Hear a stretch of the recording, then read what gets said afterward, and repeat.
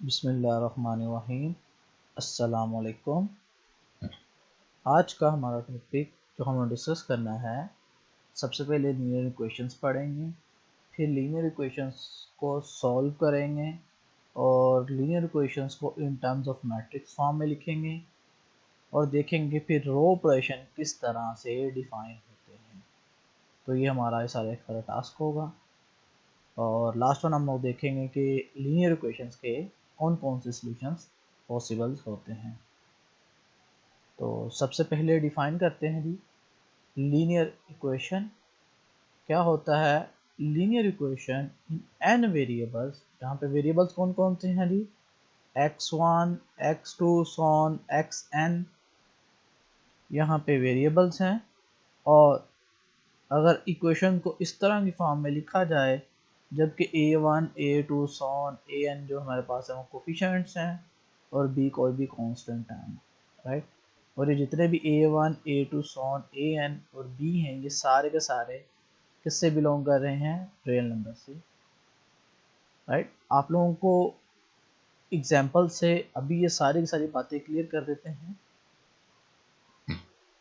For example यहाँ पे मैंने पहली एग्जाम्पल लिखी है 3x plus 2y is equal to 7। तो यहाँ पे x1 जो वेरिएबल था उसके जगह कौन सा वेरिएबल यूज़ किया है इन लोगों ने, x। अब x2 की जगह कौन सा वेरिएबल यूज़ किया यहाँ पे, y। x और y यहाँ पे वेरिएबल्स आ रहे हैं। 3 उसके साथ कोफिशिएंट है जिसको हमने a1 से रिप्रेजेंट किया था। 2 यहाँ पे कोफिशिएंट है जिसको हमने a2 से रिप्रेजेंट किया था। और यहाँ पे इक्वल टू b यहाँ पे कितना आ रहा है, 7, जो कि कांस्टेंट नंबर है, राइट। तो आप लोगों को ये एग्जांपल्स देने का मतलब ये है ताकि आप लोगों को क्लियर हो जाए कि a1 a2 सॉन a1 क्या an क्या चीज़ें हैं और b क्या है। बताने का मकसद ये है हमारा यहाँ पे, राइट। तो अब यहाँ पे x1 x2 सॉन xn क्यों कहा है, मैंने x y z क्यों नहीं लिखा, क्योंकि x y z अल्फ़ाबेट हैं, अंग्रेज़ी के हरूफ हैं और वो ख़ास नंबर्स ही हो सकते हैं। अब मेरे पास अगर उससे ज़्यादा वेरिएबल्स होंगे तो उस तरह लिखना मुश्किल हो जाएगा, राइट। 2 वेरिएबल हो, 3 वेरिएबल हो तो हम लोग x y z लिख लेते हैं आसानी के साथ, लेकिन अगर ज़्यादा वेरिएबल आ जाए तो x y z like so on मुश्किल हो जाएगा। इसलिए सबसे आसान तरीकाकार क्या होता है, x1 x2 सॉन xn। आप लोग x y z या जिस तरह मैंने x1 x2 कुछ भी आप लोग यूज़ करें वेरिएबल्स के लिए, इससे कोई फ़र्क नहीं पड़ेगा, राइट। तो सबसे पहले एग्जांपल पहली देखी हम लोगों ने, अब सेकंड एग्जांपल देखते हैं डेफिनेशन को अंडरस्टैंड करने के लिए और ये तमाम टर्म समझने के लिए।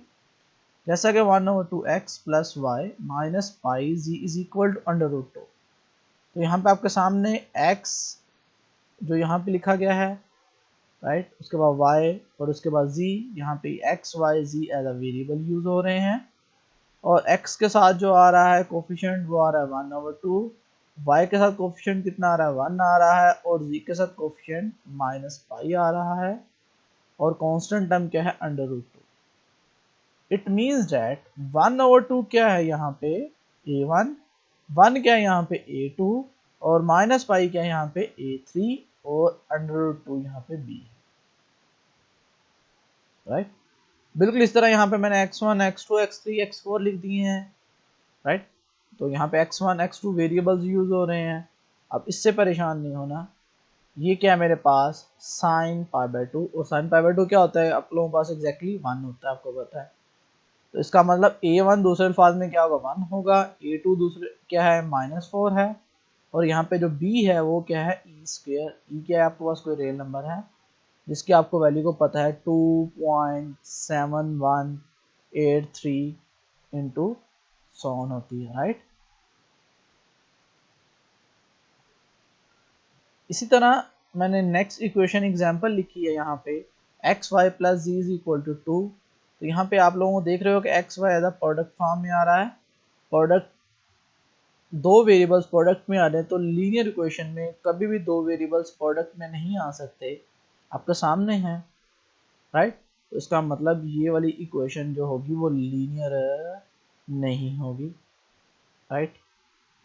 इसी तरह इस इक्वेशन में देखते हैं एग्जाम्पल में, यहाँ पे जो वेरिएबल है वो किसी कांस्टेंट नंबर की पावर आ गया है, किस कांस्टेंट नंबर की, ई की, क्योंकि अभी आपको वैल्यू बताइए ई की वैल्यू कितनी होती है। तो लीनियर इक्वेशन में ऐसा भी कोई नहीं होता कि एक वेरिएबल कांस्टेंट की पावर में आ जाए, इसका मतलब ये भी लीनियर इक्वेशन है, नहीं होगी, राइट।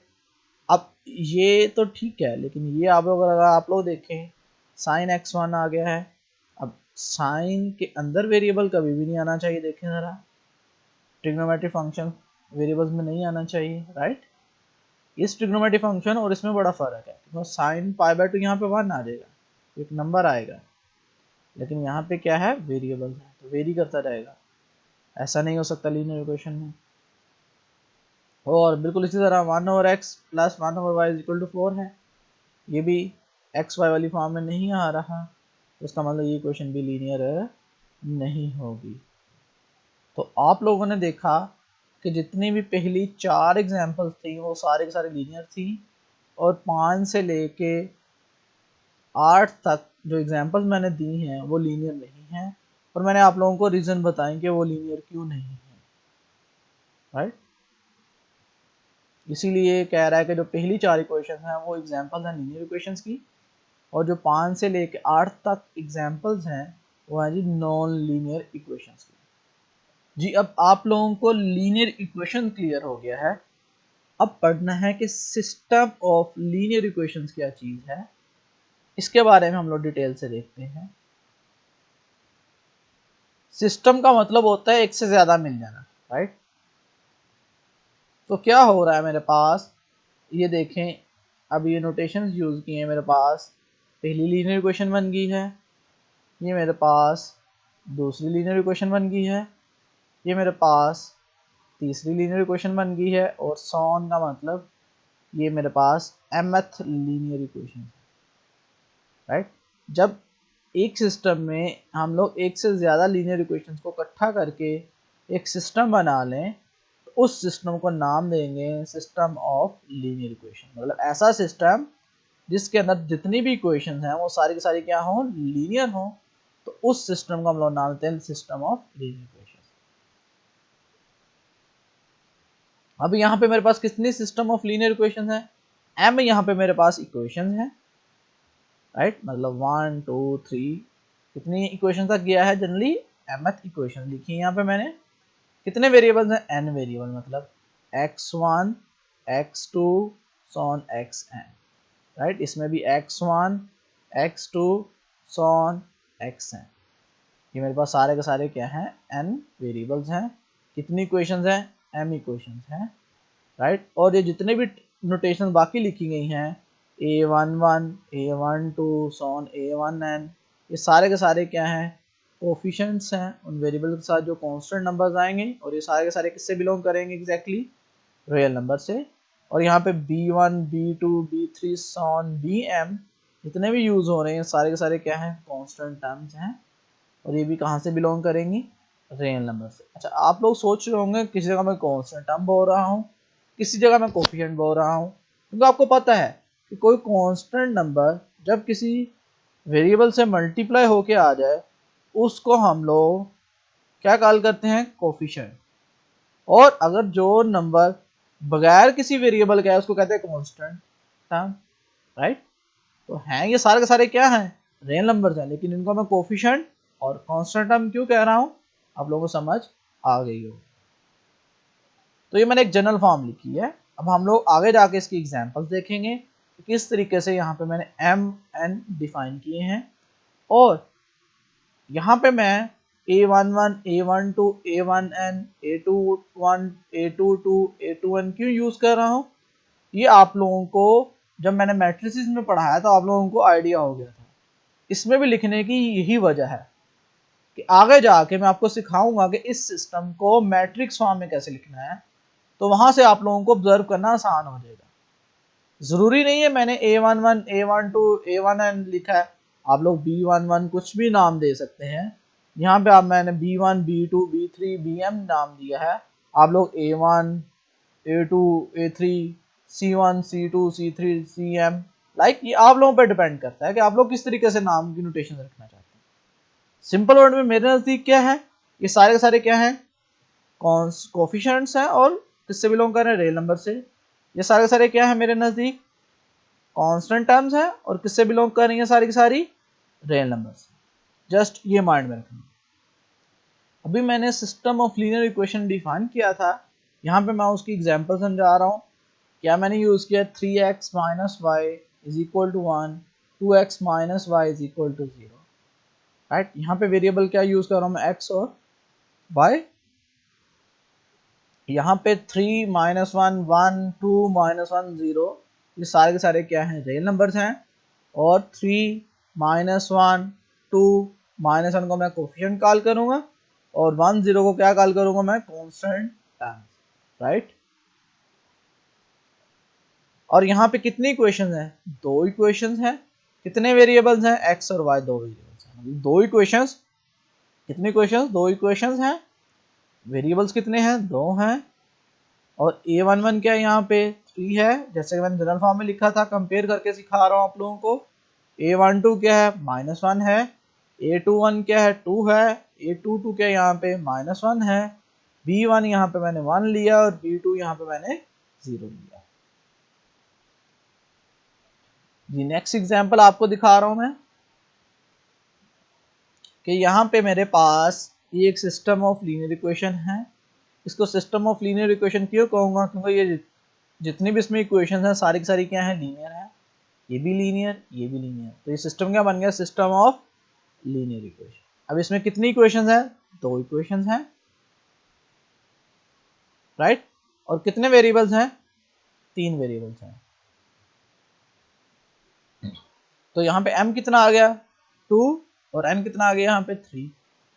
m का मतलब क्या होता है, नंबर ऑफ इक्वेशंस। कितनी इक्वेशंस, दो। कितने वेरिएबल, तीन, x, y और z, राइट। और यहाँ पे a11 क्या आ रहा है, यहाँ पे 1, a12 क्या आ रहा है, -2, a13 क्या आ रहा है, 3, a21 क्या आ रहा है, -1, a22 क्या आ रहा है, 3। अब यहाँ पे a23 मतलब मिसिंग है, z वाली टर्म, तो z के साथ क्या होगा, 0, तभी तो वो सारा 0 हो गया, राइट। मतलब यहाँ पे प्लस 0 z आएगा ना, राइट, 0 z, इसलिए a23 क्या आ गया, 0, b1 यहाँ पे 9 आ गया और b2 यहाँ पे -4 आ गया। तो आपको कंपैरिजन करके दिखा दिया। ये सिस्टम ऑफ लीनियर इक्वेशंस है, इसमें दो इक्वेशंस हैं और तीन वेरिएबल्स हैं, और जनरल फॉर्म में कैसे लिखा गया था आप लोगों को मैंने सिखा दिया। जी अब और एग्जांपल्स देखते हैं। तो अब आपको ये समझ आ गई होगी, ये भी सिस्टम ऑफ लीनियर इक्वेशन है, ये भी सिस्टम ऑफ लीनियर इक्वेशन है, ये भी सिस्टम ऑफ लीनियर इक्वेशन है, और ये भी सिस्टम ऑफ लीनियर इक्वेशन है। क्योंकि हर एक सिस्टम में जितने भी इक्वेशंस यूज हो रही हैं सारी की सारी क्या है, लीनियर है। अब अगर आप इस सिस्टम ऑफ लीनियर इक्वेशन में देखें, यहाँ पे जो कांस्टेंट टर्म जिसको हम लोग बी आई कह रहे थे, मतलब ये b1 था और b2 था, इसमें ये नॉन जीरो है, ये क्या है, जीरो है। लेकिन अगर आप इस सिस्टम में देखें, इसमें जितने भी बी आई आ रहे थे सारे सारे क्या आ रहे थे, जीरो आ रहे थे। मतलब b1 भी जीरो है, b2 भी जीरो है। इस सिस्टम में देखें, b1 1 है, b2 0 है और b3 भी 0 है। इसी तरह इस सिस्टम में आए, इस सिस्टम में भी b1 0 और b2 0। तो कुछ नोट कर लें यहाँ पे बातें, ये आगे जाके आपको हेल्पफुल होंगी चीज़ें। फॉर एग्जांपल अगर ये एक इक्वेशंस के हवाले से देखा जाए, तो ये इक्वेशंस कॉल करेंगे जिसमें बी आई जो आ रहा है वो 0 आ जाए, मतलब जो कांस्टेंट टर्म आ रही थी वो 0 आ जाए, तो उस इक्वेशन को कॉल करते हैं होमोजीनियस इक्वेशन। क्या कॉल करते हैं, होमोजीनियस इक्वेशन। और ऐसा सिस्टम जिसमें जितनी भी इक्वेशंस हैं वो सारी की सारी होमोजीनियस हों, जैसा कि इसमें दोनों इक्वेशंस क्या हैं, होमोजीनियस हैं, तो उस सिस्टम को कॉल करेंगे homogeneous system of linear equation.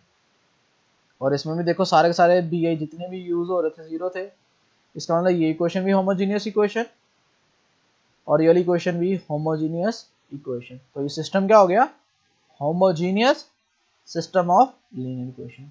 इसमें ये इक्वेशन होमोजीनियस है लेकिन ये इक्वेशन होमोजीनियस नहीं है, तो ओवरऑल सिस्टम क्या होगा, नॉन होमोजीनियस। ओके, एक भी नॉन होमोजीनियस इक्वेशन आ गई तो सिस्टम क्या हो जाएगा, नॉन होमोजीनियस हो जाएगा। इसी तरह ये इक्वेशन भी होमोजीनियस है, ये वाली इक्वेशन भी होमोजीनियस है, लेकिन ये वाली इक्वेशन नॉन होमोजीनियस है, तो पूरा सिस्टम क्या होगा, non homogeneous system of linear equations. तो यहाँ पे एग्जांपल से समझाया गया है कि सिस्टम ऑफ लीनियर इक्वेशंस तो दी गई हैं, लेकिन 1 और 3 नॉन होमोजीनियस हैं, 2 और 4 होमोजीनियस।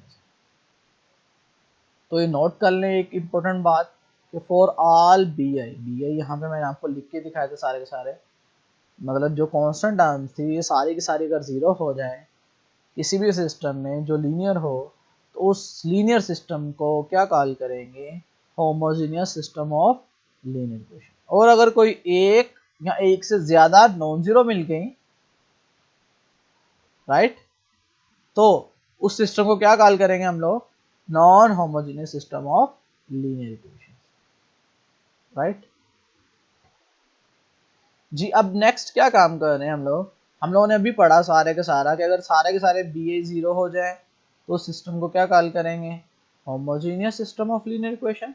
मतलब अभी तक हम लोगों ने पढ़ा सिस्टम ऑफ लीनियर इक्वेशन।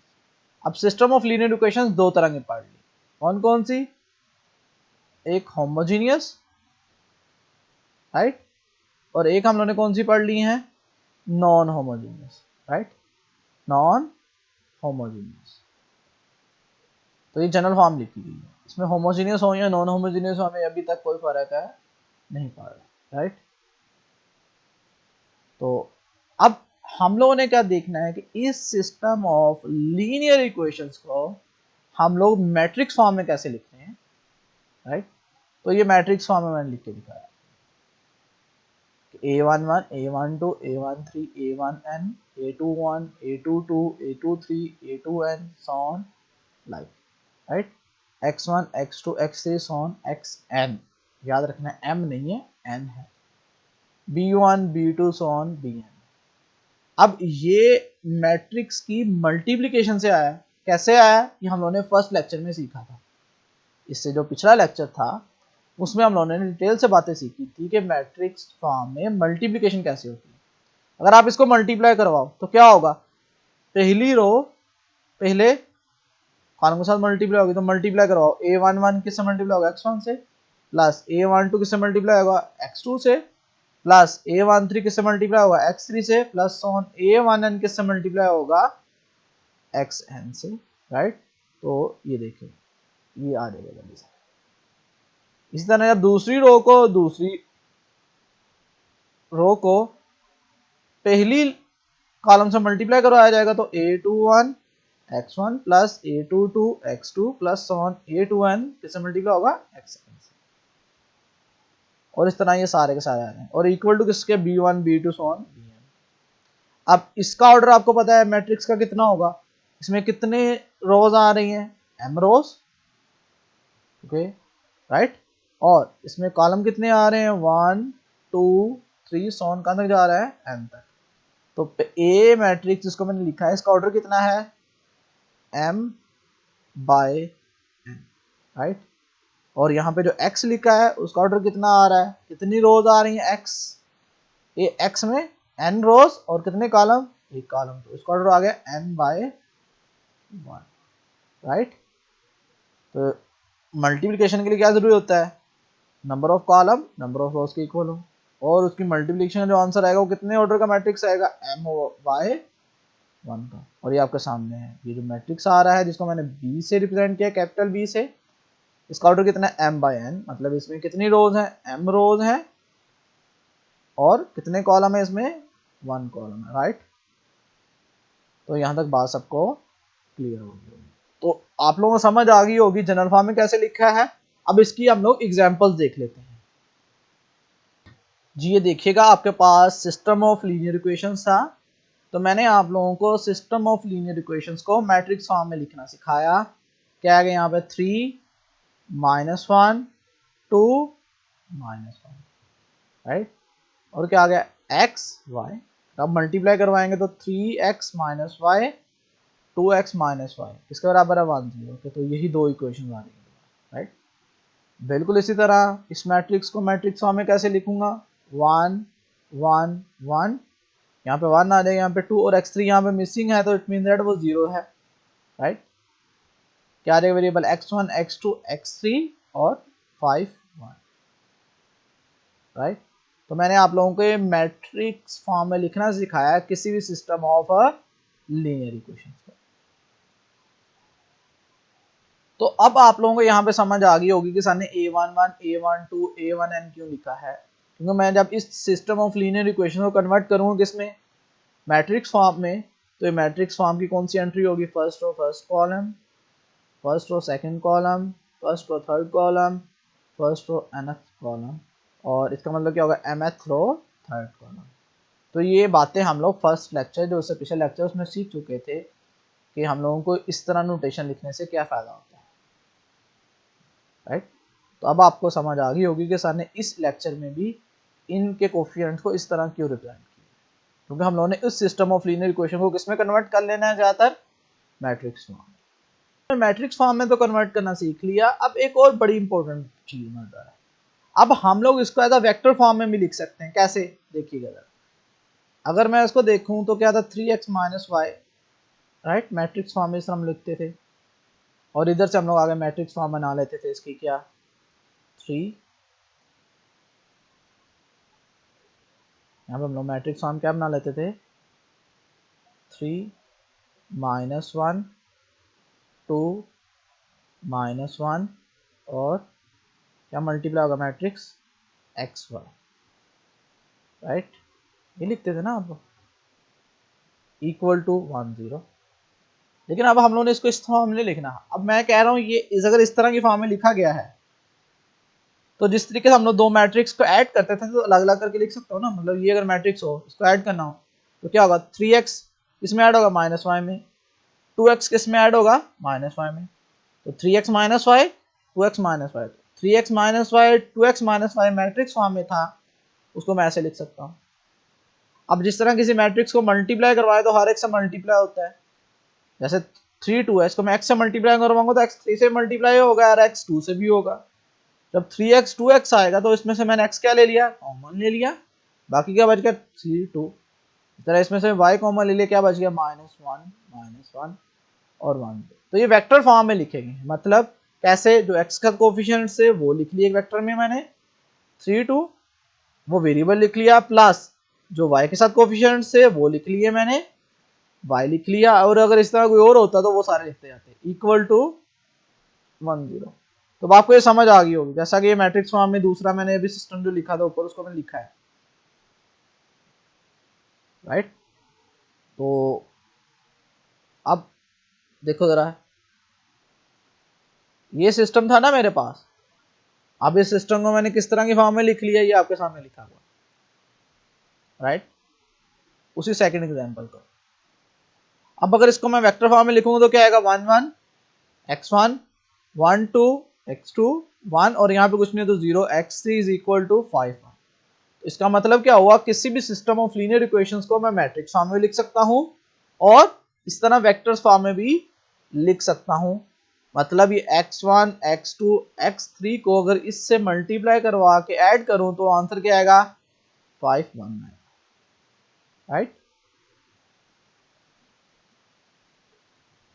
तो यहाँ पे मैं यही बात आपको समझाना चाह रहा हूँ कि in general the system of linear equation अगर मेरे पास इस तरह की फॉर्म में लिखी गई हो, इसमें x n वेरिएबल्स हो और m इक्वेशंस हो, तो उसको मैं वेक्टर फॉर्म में इस तरह लिख सकता हूँ। जो x1 के साथ को कांस्टेंट कोफिशिएंट्स आ रहे होंगे रियल नंबर्स, राइट, x1 के साथ a11 a21 a31 am1, उनको सारे को एक वेक्टर में लिख लिया मल्टीप्लाई बाय x1, प्लस जो x2 के साथ थे उन सबको एक वेक्टर में लिख लिया x2, प्लस जो x3 के साथ सारे थे उनको एक वेक्टर में लिख लिया x3 प्लस ऑन, जो xn के साथ उन तमाम को एक वेक्टर में लिख लिया is equal to b1 b2 so on bn लिख सकता हूँ। इसका मतलब क्या हुआ कि किसी भी सिस्टम ऑफ लीनियर इक्वेशंस को आप लोग इस तरह वेक्टर फॉर्म में भी लिख सकते हैं। जी अब हमें कहा गया है जी इस सिस्टम को सॉल्व करना है, सिस्टम ऑफ लीनियर इक्वेशंस को, राइट।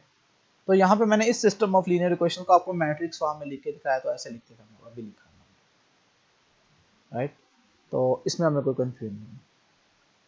लेकिन हम लोग इसको अपनी आसानी के लिए क्या करते हैं, हम लोग ये पूरा का पूरा मैट्रिक्स वैसे का वैसे लिख दिया जाता है, टोटल लाइन जो B1 B2 B3 आ रहे होते हैं हम लोग उसको ऐसे लिख देते हैं। मतलब इस सिस्टम को हम लोग जो कोफिशिएंट्स थे वो वाले और जो कांस्टेंट टर्म्स थी वो वाले इकट्ठी एक मैट्रिक्स में लिखते हैं। उस मैट्रिक्स को एक खास नाम देते हैं, ये भी आपको आइडिया होगा, उसको कहते हैं अगुमेंटेड मैट्रिक्स। क्या कहते हैं इसको?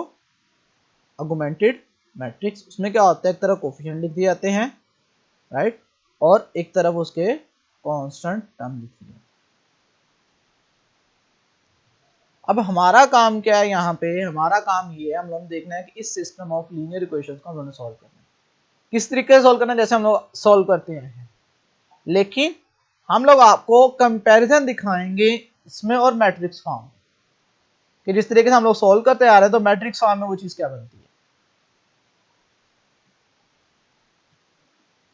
तो एक तरफ मैंने आप लोगों के ये सारे का सारा सिस्टम लिख दिया है वैसे का वैसे एज इट इज, और दूसरी तरफ उस सिस्टम के कोरोस्पोंडिंग जो मेरे पास मैट्रिक्स फॉर्म बनती थी जिसको हम लोगों ने अगुमेंटेड मैट्रिक्स लिख दिया है, उसमें कोफिशिएंट और कांस्टेंट टर्म्स इकट्ठी करके एक मैट्रिक्स में लिख दी जाती हैं, वो लिखती हैं ताकि आप लोगों को आसानी हो।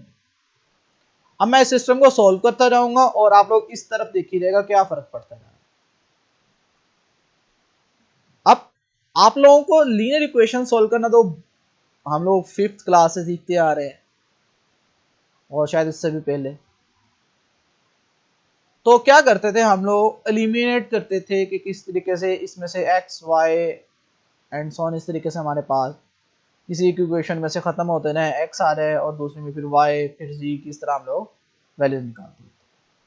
तो वही काम यहाँ पे करेंगे। हम लोग क्या करने लगे, सबसे पहले यहाँ पे x है पहली इक्वेशन में, मैं क्या काम करूंगा सबसे पहले जो हम लोग करते आए थे सबसे पहले कि दूसरी इक्वेशन में से x और तीसरी इक्वेशन में से x को खत्म करते हैं,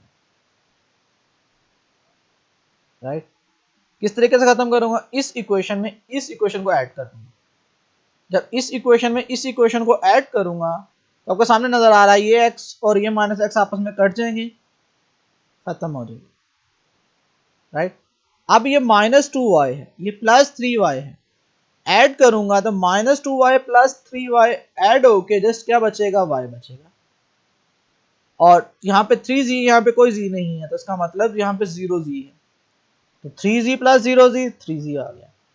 तो आप देखिएगा x -2y + 3z = 9, वैसे का वैसे ही ये x कट के खत्म हो गया है, 3y और 2y ऐड होके y बच गया, 0z ऐड होके 3z बच गया। अब -4 था और 9 था, जब आप ऐड करेंगे तो क्या आंसर आएगा, 5। इसी तरीके से आप लोग करते हैं ना क्वेश्चन को सॉल्व। मैंने क्या किया है, जस्ट 1 और 2 को ऐड किया है, जो रिजल्ट आया वो यहाँ पे क्वेश्चन है, तो ये काम है। अब इसको देखिएगा हम लोग मैट्रिक्स फॉर्म में किस तरह आसानी से लिख सकते हैं। मैंने क्या किया था, 1 और 2 को ऐड किया था, 1 में कोई फर्क नहीं पड़ा आपके सामने, कोई पड़ा फर्क, कोई फर्क नहीं पड़ा, सिर्फ किस में पड़ा है, 2 में। तो देखिएगा जरा, मैंने 1 को 2 में ऐड किया है, -1 + 1 0, 3 - 2 1, 0 + 3 3, -4 + 9 5। जस्ट देखें, ये लिखना आसान है, इस तरीके से समझना मुश्किल होता जाएगा।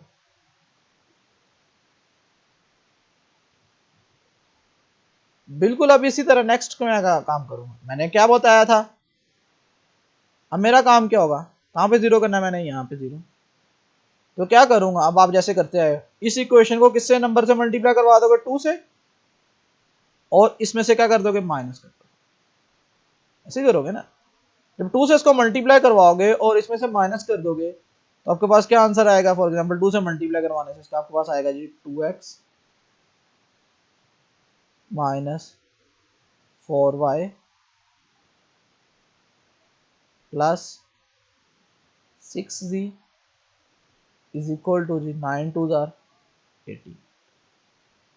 अब ये इक्वेशन बन गई। अब आपने इस इक्वेशन में से इस इक्वेशन को क्या कर देना, माइनस कर देना। तो जब माइनस करोगे आपके साइन चेंज हो जाएंगे, +2x - 2x कट जाएगा, जस्ट क्या बचेगा, 0। ये माइनस का, ये हमारे पास माइनस का क्या है, 5x है, राइट, और ये प्लस का 4y हो जाएगा, तो जस्ट क्या बचेगा -y। ये प्लस का 5z है और ये माइनस का 6z हो जाएगा, तो -z बच गया। ये प्लस का 17 और माइनस का 18, तो -1। इस तरीके से आप लोग नॉर्मल इक्वेशन को सॉल्व करते आए। मैंने भी वही काम किया, जस्ट इसको 2 से मल्टीप्लाई करवा के इस इक्वेशन को इस इक्वेशन में से क्या कर दिया मैंने, माइनस कर दिया।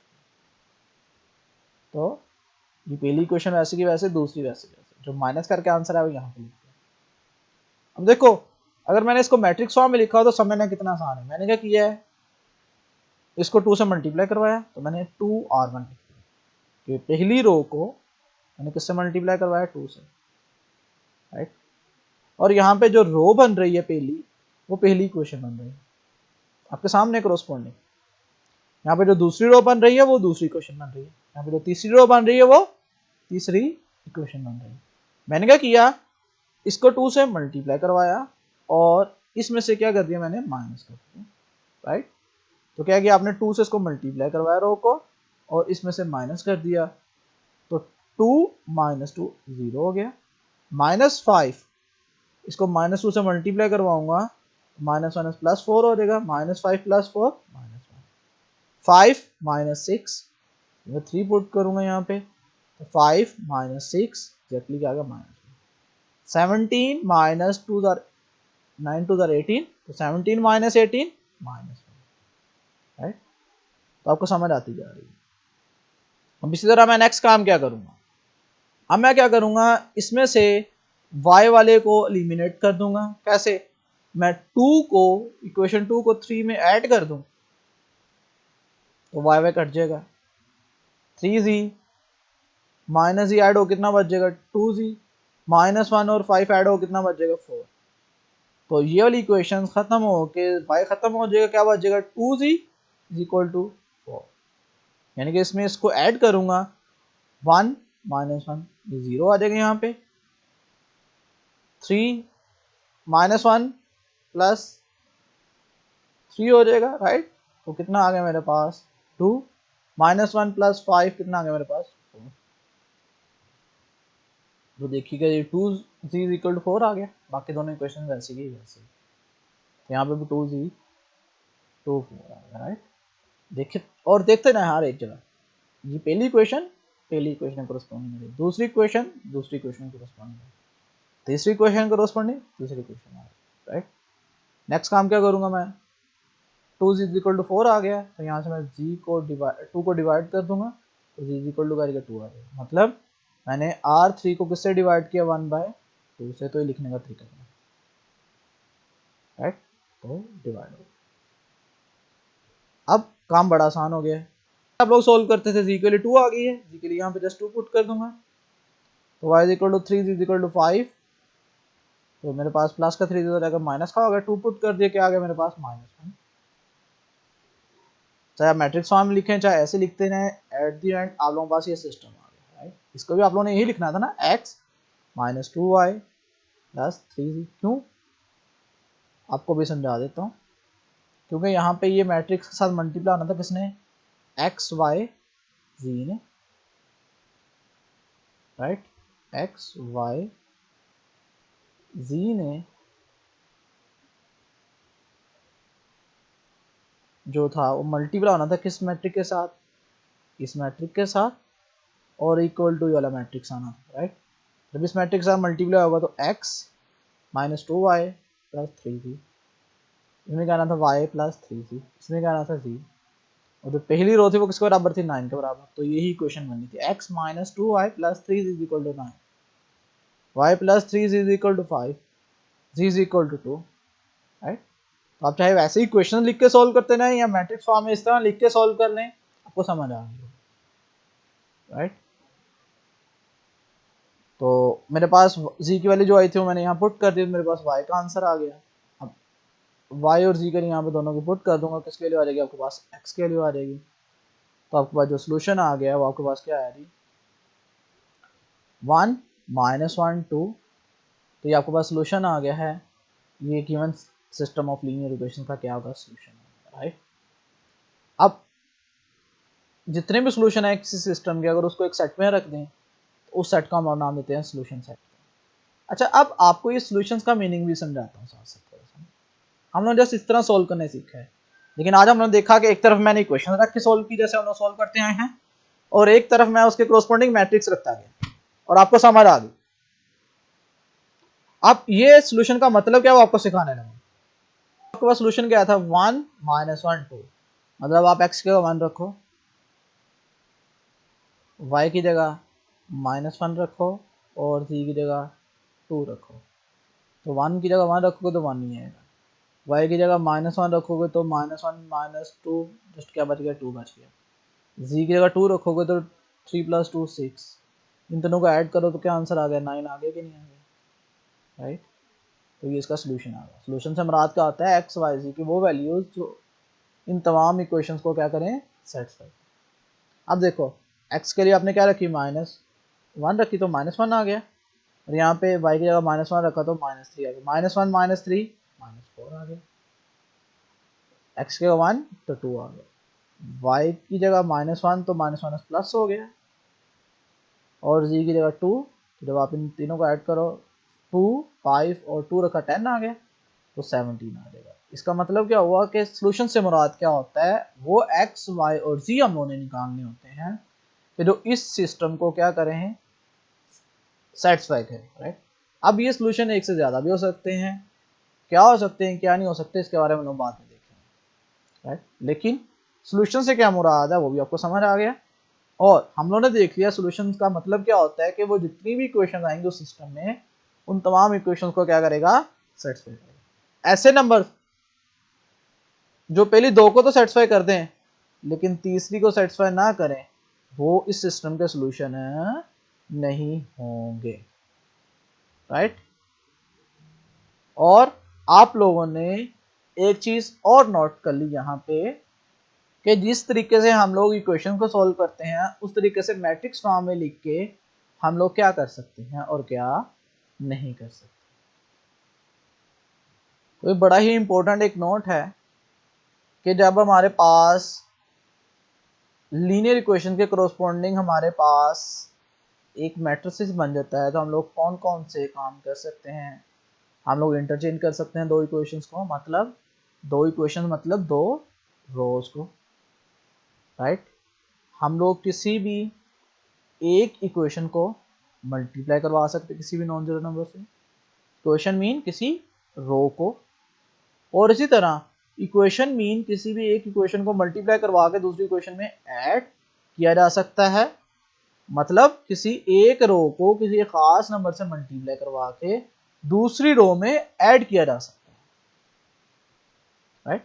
तो ये तीन तरह के बेसिकली हम लोग ऑपरेशन कर सकते हैं, और ये तीनों के तरह के ऑपरेशन हम लोगों ने पिछले एग्जाम्पल्स में आप लोगों को डिटेल से सिखाए हैं कि किस तरीके से हम लोग रोज को इंटरचेंज कर सकते हैं, मतलब मल्टीप्लाई करवा सकता हूँ किसी भी कांस्टेंट नंबर के साथ, मल्टीप्लाई करवा के ऐड कर सकता हूँ किसी भी एक इक्वेशन को किसी दूसरी इक्वेशन से, मतलब किसी एक रो को किसी दूसरी रो से।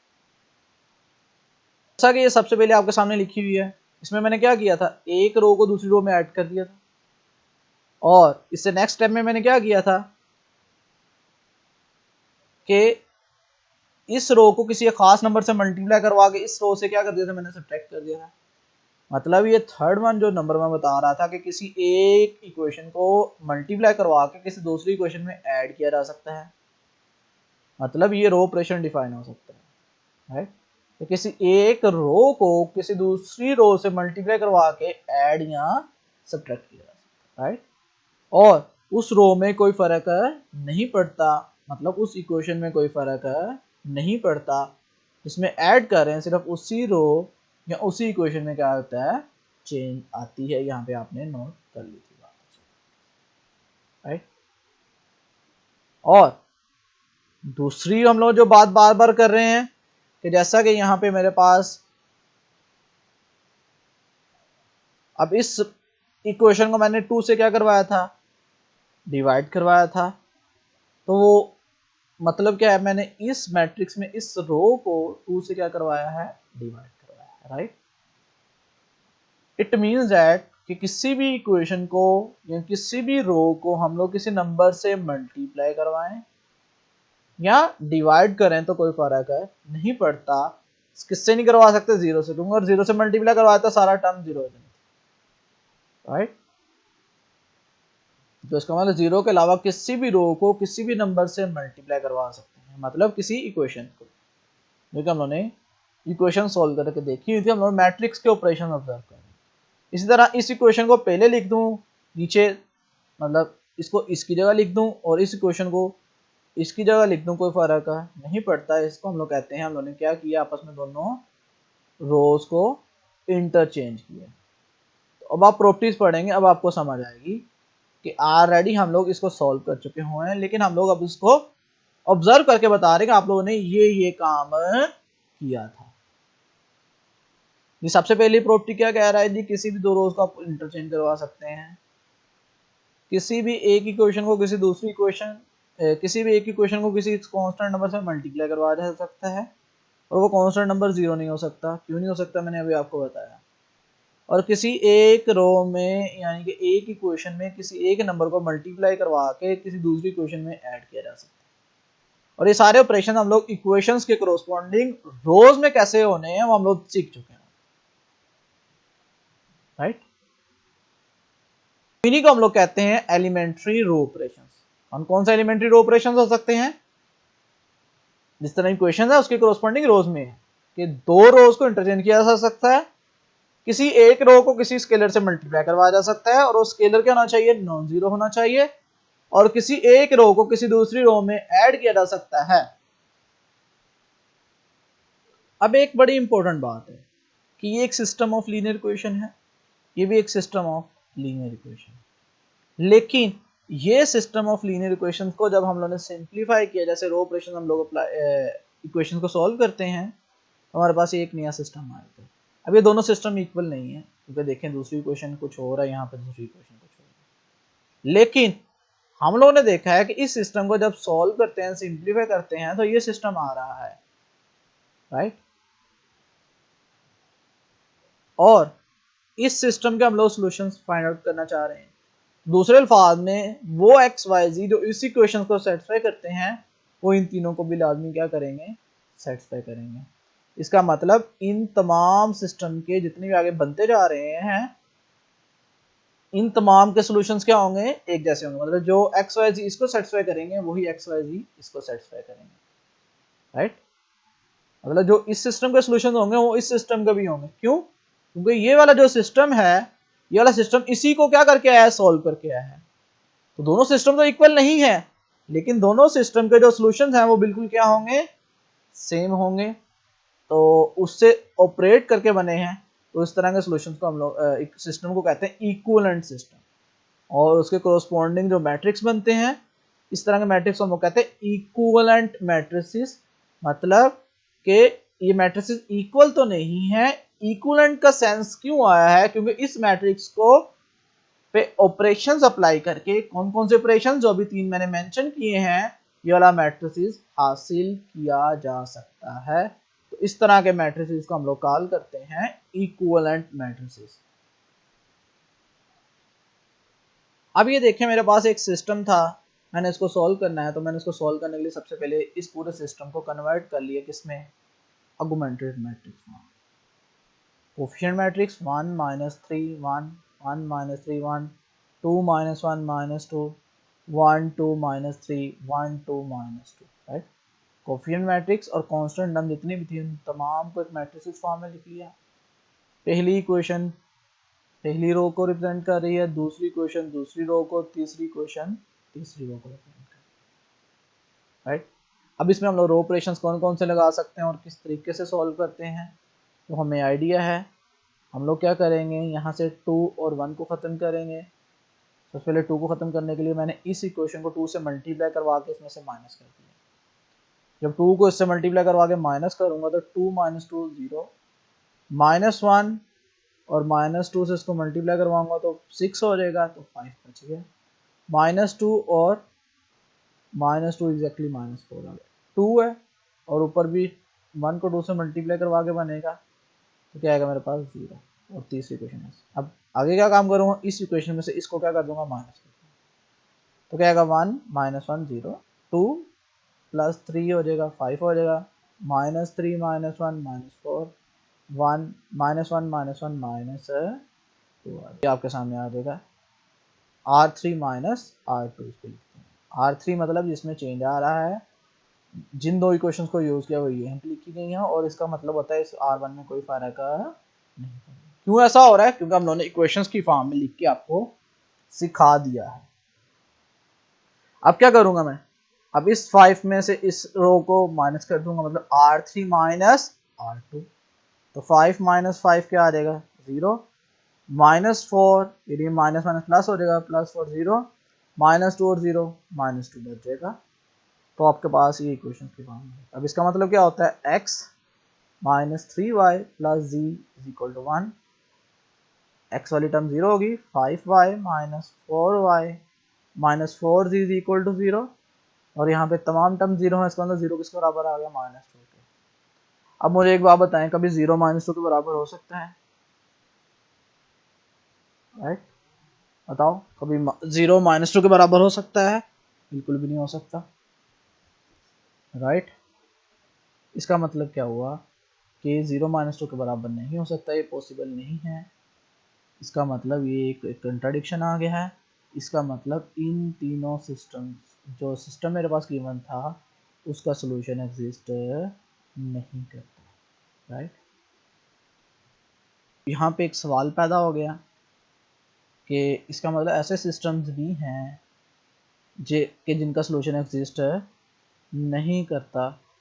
जैसा कि यहाँ पे आपके सामने यहाँ पे मैंने मेंशन किया है, ये आपके सामने सिस्टम था और आप लोगों ने इसको बखूबी देखा कि इस सिस्टम का, जो मेरे पास ये वाला गिवन सिस्टम है, इस सिस्टम का सॉल्यूशन एग्जिस्ट नहीं करता। मतलब कोई ऐसे x1 x2 x3 की वैल्यू में नहीं मिलती जो इन तीनों क्वेश्चंस को एट टाइम क्या करें?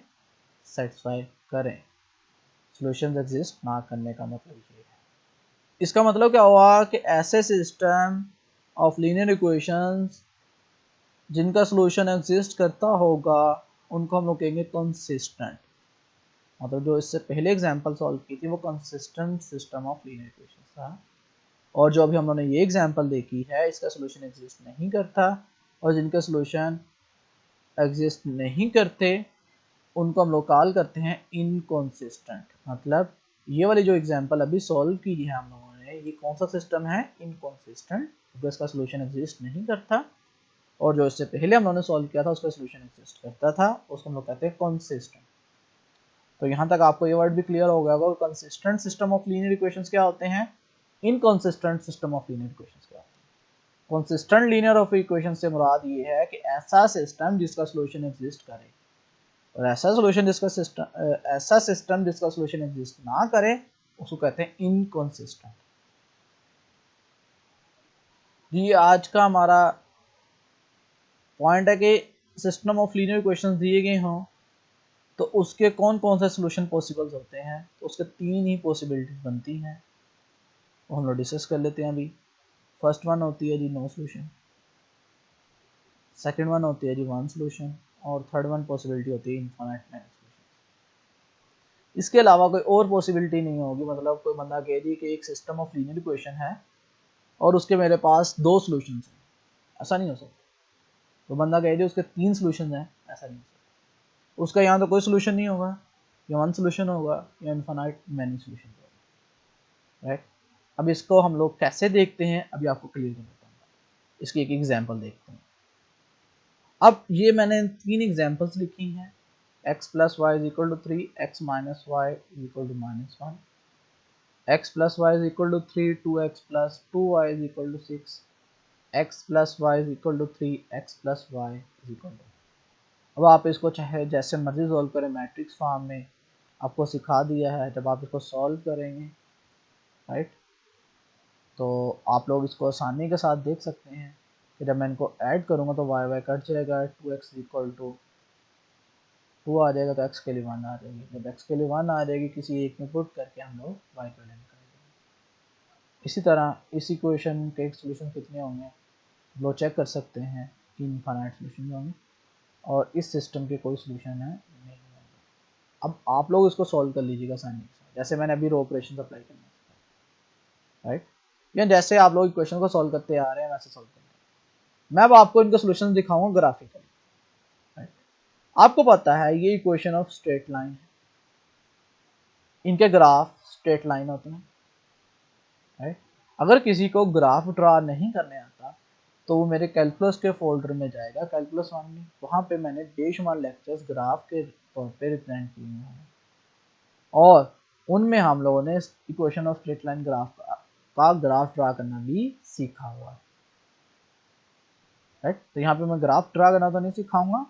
अगर किसी को कोई मसला आए ग्राफ को ड्रा करने में तो वो मेरे कैलकुलस 1 के फोल्डर में जाके फंक्शन से ग्राफ सीख सकता है। राइट, अब मैं इन दोनों का इक्वेशंस का ग्राफ ड्रा करता हूँ। तो जब मैंने इन दोनों इक्वेशंस का ग्राफ 1 बाय 1 ड्रा किया x plus y equal to 3 का, तो ये फर्स्ट वन ग्राफ आ गया। और जब मैंने इस इक्वेशन का ग्राफ ड्रा किया, ये स्ट्रेट लाइन आएंगी सारी की सारी प्लेन के अंदर, तो ये मेरे पास आ गया स्ट्रेट लाइन। राइट, तो ये दोनों लाइंस कितने पॉइंट पे कट कर रही हैं? एक पॉइंट पे। मतलब जिन पॉइंट पे कट कर रही हैं, इसका मतलब क्या होता है कि ये पॉइंट जिस पे कट कर रहे हैं ये वाला पॉइंट है जो इस इक्वेशन में भी आ रहा है और इस इक्वेशन में भी आ रहा है। इसका मतलब क्या हुआ कि ये पॉइंट इन दोनों इक्वेशंस को क्या कर रहा है? सेटिस्फाई कर रहा है। इसलिए इसका कितना सोल्यूशन होगा? एक सोल्यूशन होगा।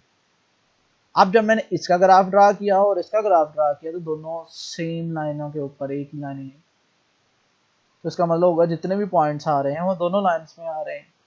इसका मतलब जितने भी पॉइंट्स हैं वो दोनों इक्वेशंस को क्या करेंगे? सेटिस्फाई करेंगे। तो इस तरह के केस में इस सिस्टम के कितने सोल्यूशन हो गए? Infinite solution. और जब मैंने इस तीसरे सिस्टम को देखा, x plus y is equal to 3 और x plus y is equal to 1 को मैंने ऑब्जर्व किया, तो ये इक्वेशन का ग्राफ आया x plus y is equal to 3 का, ये ग्राफ आया x plus y is equal to 1 का, ये 1 और 1 पे कट करेगा, ये 3 और 3 पे कट करेगा, स्ट्रेट लाइन है। राइट, अब बताओ ये कभी ये स्ट्रेट लाइन एक दूसरे को कट कर रही है? नहीं कट कर रही। इसका मतलब कोई पॉइंट ऐसा नहीं है जो इसको भी सेटिस्फाई करे और इसको भी सेटिस्फाई करे, तो इस केस में नो सोल्यूशन। इसीलिए मैंने पीछे बताया था कि जितनी भी सिस्टम ऑफ लीनियर इक्वेशंस होंगी, जब भी उनको सॉल्व करने के लिए कहा जाएगा तो तीन ही पॉसिबिलिटीज बनती हैं सिर्फ, इसके अलावा कोई और पॉसिबिलिटी नहीं बनती कि नो सॉल्यूशन, वन सॉल्यूशन और इनफिनिट सॉल्यूशन।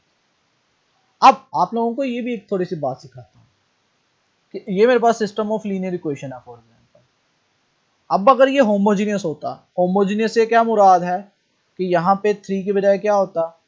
बताओ, 0, और -1 की बजाय भी क्या होता? 0 होता।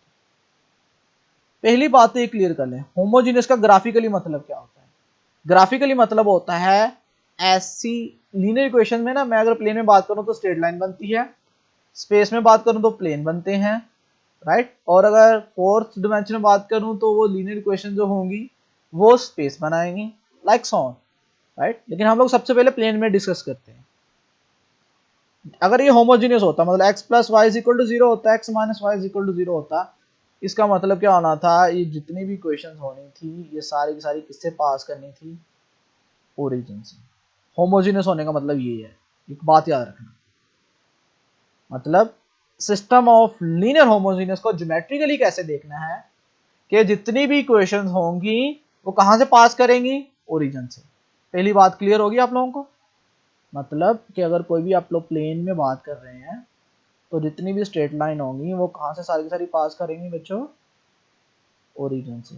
राइट, तो जो ओरिजिन होगा अगर वो होमोजीनियस है, पहली बात याद रखना, होमोजीनियस से मुराद क्या है? 0 0। उसका ज्योमेट्रिकली मतलब क्या है कि वो जितनी भी लाइंस होंगी अगर प्लेन के अंदर है तो वो कहां से पास करेंगी? ओरिजिन से। अगर स्पेस के अंदर बात कर रहे हैं तो जितने भी प्लेन्स होंगे वो कहां से पास करेंगे? ओरिजिन से। प्लेन क्यों कह रहे हैं वो बात की बात है। राइट, तो होमोजीनियस मीन कहां से पास कर रही है? ओरिजिन से। राइट, तो होमोजीनियस में आप लोगों ने एक चीज देख ली कि वो कहां से पास करेंगे? ओरिजिन से, और ओरिजिन जो होगा वो तमाम इक्वेशंस को एट अ टाइम सेटिस्फाई करेगा। राइट, तो यहां पे फिर एक इंपॉर्टेंट पॉइंट बता रहा हूं, और वो इंपॉर्टेंट पॉइंट ये है कि अगर सिस्टम ऑफ लीनियर इक्वेशन हो तो तीन पॉसिबिलिटी है, लेकिन अगर system of linear equation homogeneous हो तो फर्स्ट वन केस कभी भी नहीं हो सकता कि नो सोल्यूशन नहीं हो सकती। क्यों नहीं हो सकते, मैंने अभी आपको बताया, वो लाइंस वो प्लेन्स कहाँ से पास करेंगे, मस्ट बी ओरिजिन से, तो ओरिजिन उनका सोल्यूशन आ। तो होमोजीनियस के लिए सिर्फ दो पॉसिबिलिटीज रह जाती हैं, या तो वन सोल्यूशन या इनफाइनाइट मैनी सोल्यूशन। लेकिन ये तीनों पॉसिबिलिटीज किस में इसमें होंगी, जब सिस्टम ऑफ लीनियर इक्वेशन क्या होगा, नॉन होमोजीनियस। तो आप लोगों को ये सारी चीजें अच्छे तरीके से क्लियर हो गई होंगी। अब एक इंपॉर्टेंट नोट सुन लें, उसके बाद ये लेक्चर खत्म करते हैं आज का हम लोग। ये है कि जिस तरह हम लोगों ने इन इक्वेशंस को एज अ रो फॉर्म में लिखा था, इसी तरह इन इक्वेशन को एज हम लोग कॉलम फॉर्म में लिख सकते हैं। मतलब पहली इक्वेशन क्या है, 1 1 3, तो 1 1 3। दूसरी इक्वेशन क्या थी, 1 -1 और -1, और यहाँ पे सारे सारे डॉटेड लाइन आ गई।